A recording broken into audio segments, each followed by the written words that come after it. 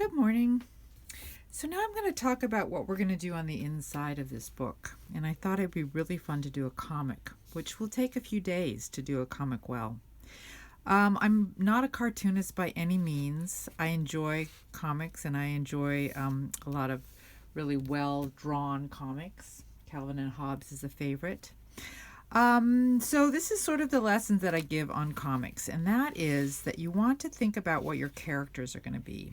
And you want to figure out what your characters are before you want to start your story, and know that you're going to draw your characters over and over again. It's nice if they're a little unique. I kind of based these little doodles off of this thing I made ages ago out of Model Magic, which I use as a character a lot. So I sort of came up with this, a slightly human face. I know they look a little bit like Totoro, another one of my favorites. I wanted to have some kind of opposites, and I wanted to have a big character and a little character. So I also knew that I wanted to have some kind of journey in this book. So this is a blank one. And we talked about how to make this and fold this in the last video. So I know this is the front, and so I wanted to have a path that went all along this way. And you can see that there's going to be 12 panels. And you can read the book like a normal book, but you can also turn the book as you open it, which I'll show in just a minute.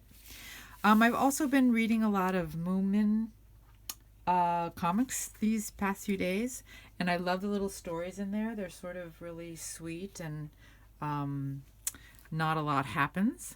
So I knew I wanted to have a story where not a big deal, but kind of something that started in the beginning, had a middle. There's some kind of journey that happened and then came to some conclusion. So I started by mapping my little path that's going to go along these panels, and then I started with lightly sketching on my first panel, my characters. So I very lightly drew with pencil, and I'm going to color these in with pen. And I also thought I'm going to use one more color. I don't want to get it really complicated, so I'm only using one. And so I just sketched these out, and then I decided that I thought these would go on a little journey, and as they walked along this path, they would find elements of tea things. All right, so let me show you. I've drawn a little bit further in the other page, on the other book, I'm sorry. So here are my guys to start. So I decided to use a black pen and one colored pencil, and I think I'm also going to use a regular pencil for some grays. So I drew very lightly, and then I drew in with pen and erased my pencil. You can do the whole thing with pencil if you want. You don't have to use pen, but I kind of like the edges. And you can see that I started out with a dashed path, and then I changed it to this dotted path. So I will erase my dashes. Here I was going to have them start, and then the next panel they would be walking along. And here the book gets a little complicated. So I don't know if you can see this that well. This will be their first teacup that they come along. And then in the next panel, they'll be carrying one cup of tea. Then they came along and they found another cup on a flower. And then this will be them carrying the 2 cups. They each have a cup now. And then when they come to the next panel, this can all be folded up as you go, they come across a teapot.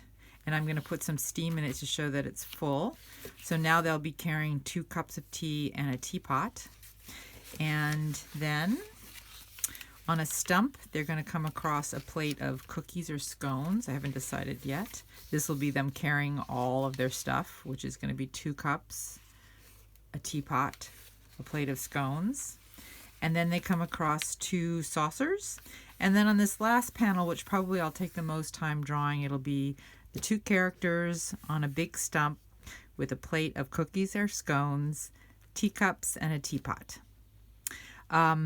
So I am going to continue to draw in this, and I will show you when it's done. I also started to, I like this element here, which sort of a little bit informs my character. I didn't really want to make this into one of the characters, but I'll probably write the title somewhere in here once I figure out what the title is and put my name. So, of course, your comic can be about anything you want, and you want to think about, you have 12 panels, you want to break it down into 12. And of course, if you have a really good time doing this, you can make another one. This could be the first adventure, and then you can have another one that's another adventure. I forgot to say also that if you have not done the circle paper and don't really have any decorative papers around, you can certainly use regular papers for the covers. So you could just take paper like this. This is a slightly thicker, but it could be any paper. And then just remember to glue the front, and then you put the book onto the cover, and then you glue this, and you put the back cover on. And part of the advantage of this is that I can actually draw my characters on here. I'd probably use a white pencil because this is a dark piece of paper.